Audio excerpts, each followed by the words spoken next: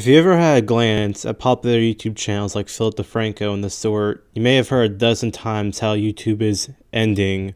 While to this day YouTube is not ended, there are still a few problems that certainly can't hurt to talk about.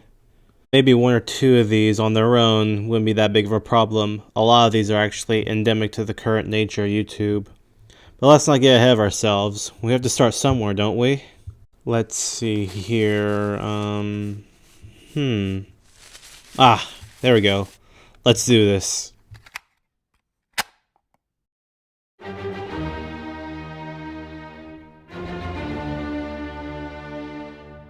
The vast majority of people here on YouTube, ads coming and going personally will not affect them. They simply come here for the content to watch. Outside that, they just won't have an opinion on ads. People most worried about ads are content creators, some of which has their sole income coming from these damn ads.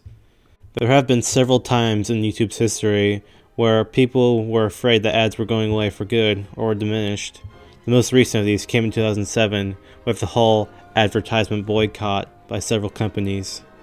This current boycott was started in due part to companies seeing their ads promoted on videos showing extremism and hate speech. And whatever you deem extremism and hate speech is really hard to say, but regardless of all that, it's been going on for a little bit now, about 3 months. With most estimates showing ad revenues only about 10 to 20% of what it used to be, but whatever. Okay, so regardless of the ads, what else could be hurting YouTube?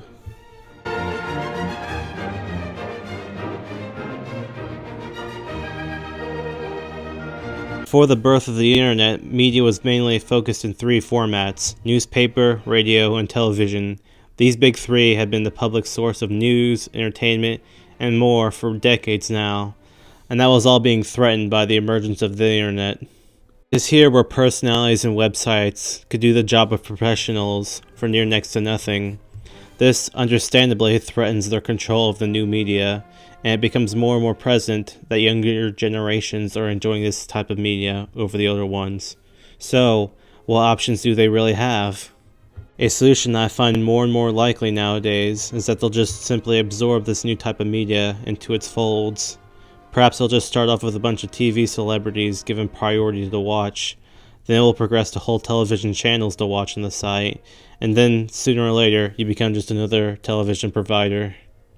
Another tactic they might use is to try and make YouTube play by the old rules of the media, say the same things they say and benefit, or suffer when you don't. A pyramid of compliance, you could say. Remove the aspect of the Wild West where anyone big or small could have their chance, and just give the opportunity to those who obey. Sometimes the most extreme tactic is usually the one that's most unlikely, though I've seen it been used a few times to try and ruin their career on YouTube. Personified by trying to discredit and destroy a person's legitimacy on a site, it is more common now than it was a couple years ago. The best example I could use is when they try to make PewDiePie into a Nazi, started by the Wall Street Journal. There's something beautiful on this site. It's the guilty until proven innocent mentality that YouTube has adopted. Regardless of copyright or community strike, you're a victim to a system of bots that cannot discredit between right and wrong, and expect you to be able to understand it too. Yes, a system long abused, but I doubt it'll be changing anytime soon.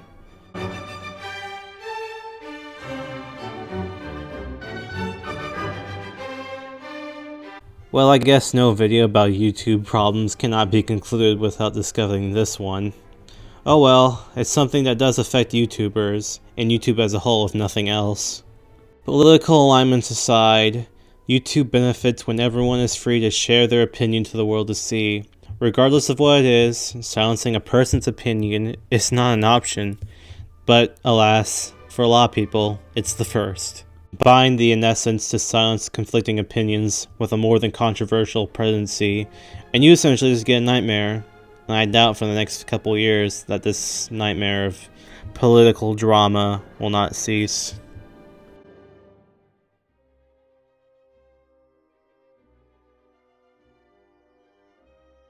The short answer is yes.